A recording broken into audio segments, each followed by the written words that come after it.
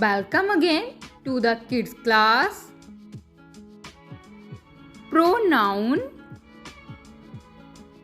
Pronoun is the word which we can use in place of noun, or pronoun is a word that replaces a noun.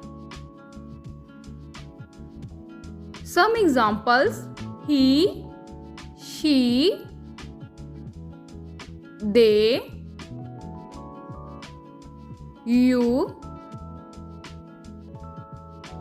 his, her, we, it.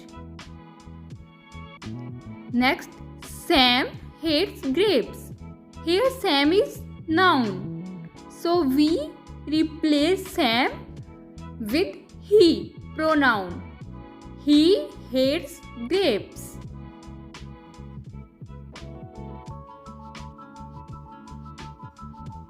Next, Seema is my best friend.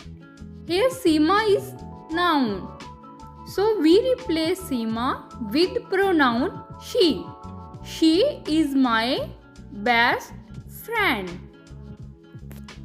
Next example, they are my friends.